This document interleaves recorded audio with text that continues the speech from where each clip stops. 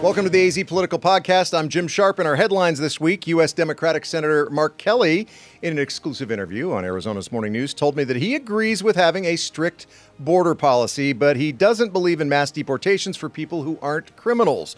And that includes people like Kimberly Yee, a Peoria restaurant owner who has lived illegally in the U.S. for more than 20 years after fleeing communist China and its one-child forced abortion policy, so her daughter could be born here. Yee, by the way, has been locked up in ICE's Eloy Detention Center for several weeks. Senator Kelly says the gang members and the other criminals are the harder undocumented migrants to find, so immigration agents are going after low-hanging fruit. Headline 2. Speaking of Kimberly Yee, in another Arizona Morning News exclusive, you should listen, this week, I talked with Lisa Everett, the Republican chair for Arizona's Legislative District 29 and a self-described strong Trump supporter, and Brent Peake, a liberal Democrat who is the co-chair of a progressive group called Northwest Valley Indivisible, an odd pair who are working together to keep you from being deported. And headline number 3, last week marked the 1-year mark until Arizona's 2026 primary. It was why we had Republican Congressman Andy Biggs on, not to talk about 2026 as a midterm congressional election, but because he wants to trade in his congressional hat for a gubernatorial hat. He's going head-to-head with Karen Taylor Robeson in the August 2026 Republican primary to determine which Republican will run against incumbent Democrat Governor Katie Hobbs. And my guest this week will also face an opponent in the Republican primary, even though he is the incumbent in this race. He's State Superintendent of Public Instruction, Tom Horne. Welcome back to the AZ Political Podcast. It's a pleasure to be with you. So Superintendent Horne is on this week as a direct result of him calling me while I was in my dermatologist's waiting room. And I texted an apology for not answering, called him back in the parking garage where he asked for an opportunity to respond to something that his Republican primary opponent said on this podcast. When Kimberly Yee was in that seat, I said to her that you have a lot of experience in this superintendent's job. You served 2 terms in this job from 2003 to 2010, and now again since 2021. A total of more than 10 years as superintendent, and you served for 24 years on a Valley School District's governing board before that. Then I asked Kimberly Yee where she thinks she can do a better job than you, Superintendent Horne, and here was her answer. I would be president in every single county in Arizona, as I am as state treasurer, and he is not. Now, someone who's 81 years old may have some limitations on where they can go and how often they can go. And so that is something that voters should consider, because if the individual who is choosing to serve in a second term will be 86 years old at the end of that second term, is that person capable of doing the job of going to every single county regularly, traveling those miles, being present in so many types of settings? You have to go and watch what's happening on the ground. And we've had some significant issues of fiscal mismanagement in schools on his watch. So your response to that? Yes, well, I'm within about 1 year of the age of Donald Trump. So if she claims I can't get around solely because of my chronological age without any other evidence, basically she's saying the same thing about our president. I think that's a terrible thing to say about our president. I would also tell you that I exercise 7 days a week on the stair stepper. I do the equivalent of 80 stories in 40 minutes. I'm sure she can't do that. Now she's going to want to come on the podcast, and we're going to have like an exercise competition. Right. So I'm very vigorous. Everybody who deals with me will tell you I'm a high energy person, and I'm doing the job. I'm at work every day, unlike her, and I've been to 23 schools, bringing awards for those that all around the state, for those that have done well academically. I've been given innumerable speeches all around the state this year, so I get around just fine. Okay. What do you say to her her statement about, there's been some fiscal problems at some school districts, and she actually specifically mentions the Isaac School District, which is, $20 million plus in the red? Right. Well, I was actually the one on the state board who made the motion to appoint a receiver, and it passed unanimously. So, I worked very hard on that one actually. I was fearful that we would have 5,000 students on the street without a place to go to school because there wouldn't be enough room close by, and it's a poor neighborhood, so they might not be able to avoid transportation. So I worked very hard to be sure that they did not fold, and in fact they did not fold, and the receiver is doing a good job, and they are not going to fold. They're going to do just fine. So I've worked hard on that, and we have a successful result.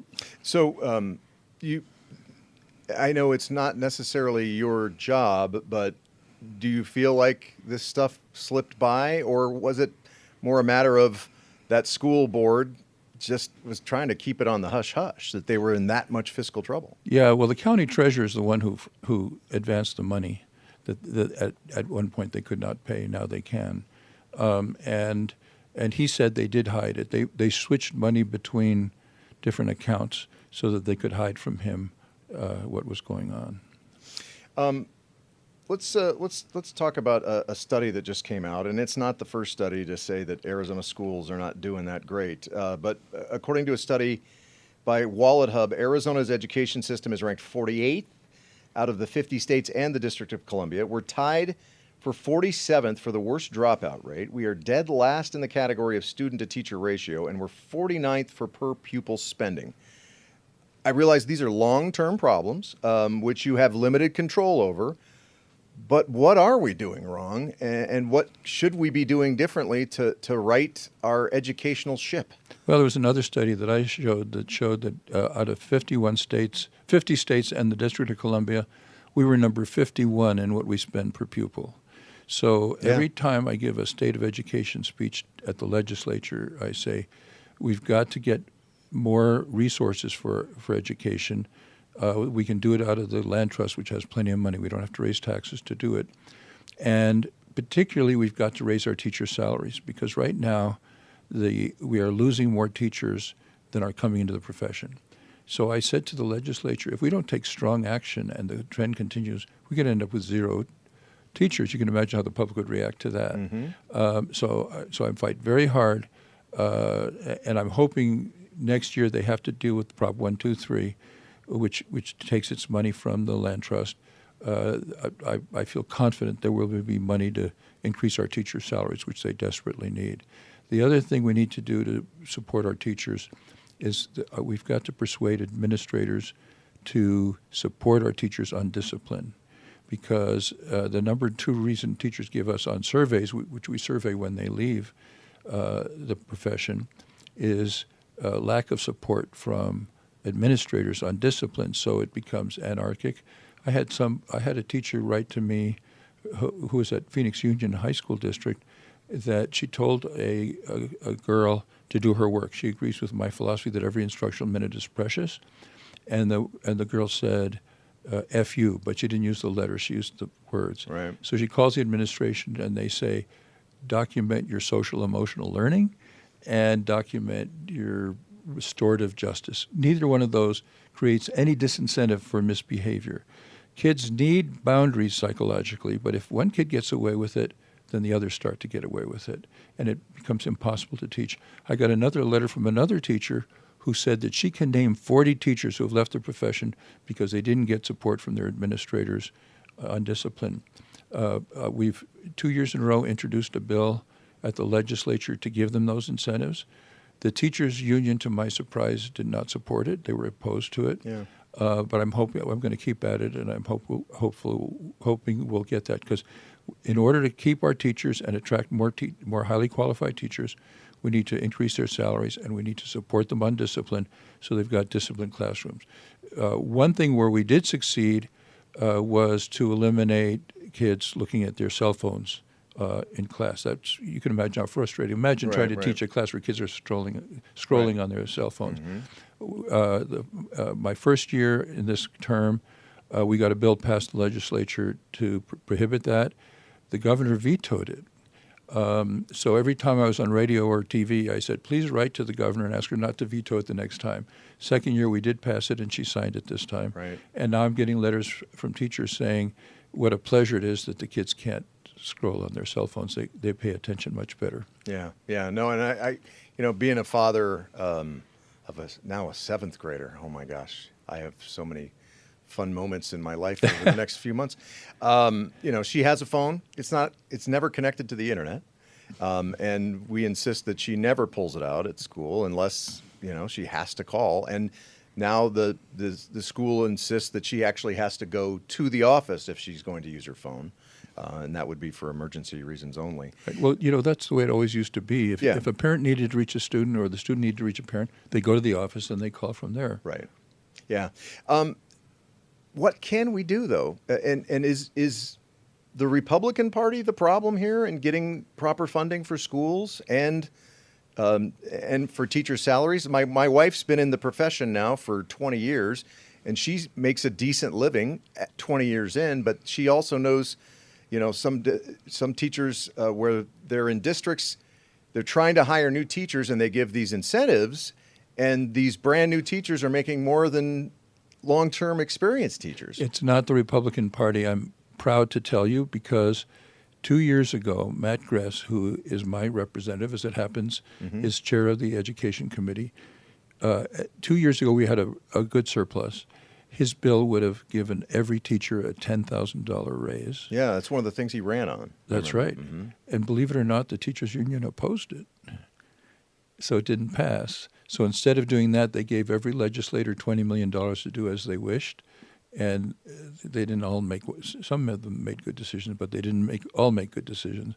And so it was because of Democrat opposition that we didn't get a raise of $10,000 per teacher.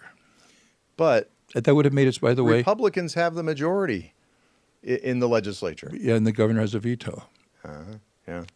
So, it's been part of the Republican majority plan for the last 2 years to raise teacher salaries out of the land trust without raising taxes. Well, I know Senate President Peterson wants to see that happen too. So I don't know. Maybe it'll happen someday. I fight very hard for it. So I was a product of Arizona Public Schools, at least 6th through 12th grade. And my kids have all been products of Arizona Public Schools. In fact, my kids have gone to both district and charter public schools. One of the arguments, though, for school choice, which I obviously personally support, is that it will improve schools by creating a robust marketplace. But keeping the numbers in mind that I just mentioned, when does that happen? Well, I'm a strong advocate of I was a strong advocate of our charter schools. When I was in the legislature at the time and as a chair of a conference committee, I killed a bill that would have limited the growth of charter schools. And as a result, when I left office the first time as superintendent, we were first in the nation percentage of kids in charter schools. I'm now a strong advocate of ESAs. Now, it's not a threat to the public schools. We have 90,000 students in our ESAs, but we have 1,200,000 in our public schools. But the benefit to the public schools is that competition causes everybody to work to do better. That's why the United States was prosperous and the Soviet Union was poor, because in the United States people work hard to compete, they produce a lot and they can consume a lot. In Poland they used to say, we pretend to work and they pretend to pay us. Government monopolies never work well compared to competition. Right. And I had a personal experience as a school board member and for 24 years and then president for 10 years. I did the negotiations with the teachers, and one year the teachers said, you should eliminate advanced placement classes that don't make not enough kids qualify because they're small, they're inefficient, you should use the money for something else. And I said, if you do that, you will lose all of your best students to the charter schools, which existed already at that time. Mm-hmm. That stopped the discussion. It never came up again because competition gives people incentives to do a better job. You mentioned advanced placement, so I'm going to have to throw this out there. It's essentially a personal problem.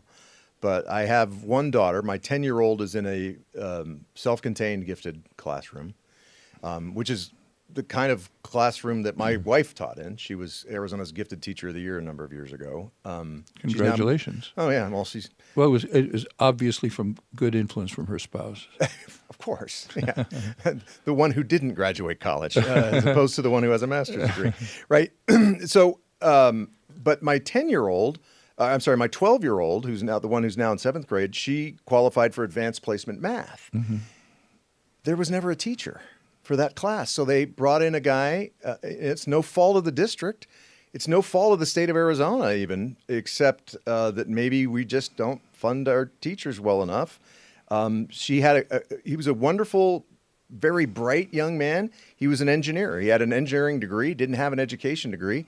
And she essentially decided that she's not good at math, and so she's not doing, even though she still qualifies, she's not doing advanced placement math in 7th grade. Can I ask what district that was? That's PV, the PV district, the one you were a board member at? I'm sorry to say there's an expression from Louis XIV, après la déluge. After I left, it was a big storm. They're not up to the quality that they were when I was there, for sure. And I think that's shameful that they didn't have an advanced placement teacher. But they couldn't find one. That's the problem, is because we have such a teacher shortage, they couldn't find one. Yeah. And this is what's amazing is, so our school is, my 10-year-old school is essentially at Shea and 32nd Street. Her self-contained gifted teacher, who's an amazing woman, drives all the way from Gilbert every day. Mm-hmm. So we're so blessed to have her, but we just have a shortage of teachers. Well, if we paid better, we wouldn't have that shortage. And if we support our teachers on discipline better, we wouldn't have that shortage. And that's my fight. That's what I'm fighting for very hard. A Maricopa County Superior Court judge just ruled in a major lawsuit this week that Arizona's system for funding K through 12 facilities violates the state constitution because it doesn't provide for some school districts' minimum needs. I know Senate President Warren Peterson, who I already mentioned, and also House Speaker Steve Montenegro are planning to appeal this, but I wanted to get your reaction to this ruling. Well, this is outside my jurisdiction. Right. I have no jurisdiction over construction. That's that the board. state's, yeah. Mm-hmm. But I think that they need to provide minimum building standards. It makes a difference in education whether you have a good building or not. And so I hope they shape up and don't have to fight the wrath of the courts and properly fund the buildings of our schools. What would be the first thing you would hope to either take to the legislature or accomplish within the confines of your, purview, if you get reelected to state superintendent? What's the first thing you want to accomplish? There's my basic focus is on helping the schools do better academically. The media like to talk about controversy. That's understandable. It's more interesting. Mm-hmm. But 95% of my efforts and those of the department are geared toward helping the schools do better academically. I have 15 initiatives. I'm personally involved in every one. So I work hard. I don't know that Kim could do that. And we've had some success. We have what we call solutions teams. One of my 15 initiatives are solutions teams, highly qualified teachers who go out to help the schools. They started with the bottom 5% of schools, which is about 90-some schools. After a year, 70% of those schools were no longer in the bottom 5%. We adopted a school in our neighborhood. Our office is in a very poor neighborhood. And we adopted the 5th grade. So every week somebody from my department went out to help the teachers teach, to do some teaching themselves. After a year, math scores were up 27%. Mm. So we've had some success. We've proven that poor kids can learn just as well as rich kids if they're properly taught. Right. And to make a big difference with 1,200,000 kids, it needs 8 years, and so we have to keep those 15 initiatives going. And I pledge to keep working really hard on it so that our kids do better academically. That wouldn't be Capital Elementary, would it? Capital Elementary School, is that the one that you guys sponsor? No. It's, okay. Do you remember it? Huh? Wilson. Wilson. Wilson. Okay. Yeah. Interesting, because my kids went to circus camp of all things at Capitol Elementary over the summer. So if you need any stilt walkers, give me a call. Okay. Anything else you'd like to talk about that maybe Kimberly Yee mentioned in my interview with her, or any other education-related issues that I didn't ask you about? Well, sure. I've put a big emphasis on school safety. I've increased the number of police in our schools from 190 to 565. One of the last ones to be placed was somebody in a Tucson charter school where a maniac went into the school. The police officer was experienced and brave, and he saw a gate open. He went investigated. He found a guy with a gun and a knife who said he was in a room with 20 kids and some adults. He was going to kill the kids to make them famous. If I had not been pushing for the expansion of that program as I've been doing, we would have had a tragedy. So I keep pushing for more police in our schools. There are no massacres in police stations because they can defend themselves. Yeah. We owe it to our students to defend them. I'm bringing the tools of tomorrow to our schools today in the form of artificial intelligence, and I'm pushing a program which does not replace teachers. There's no replacement for personal teaching, but it helps them, the equivalent of 2 assistants to do the grunge work so that they can focus on creative work. And it gives the kids 24 hours a day, 365 days a week of 365 days a year of tutoring. So the way things are now, students take a test. Some get 90%, some get 70%. Those who get 70% still go to the next grade, not knowing 30% of what they need to succeed in further education. Now, the teachers can look at the test, say to a student, this is what you didn't get of what I taught. Go on Conmigo, which is the program I'm talking about, get tutoring on it. Now we could have all students knowing 90% of what they were taught. It's going to make a big difference. As I mentioned, I campaigned to eliminate the cell phones in the classroom successfully, which I think is very important for student success.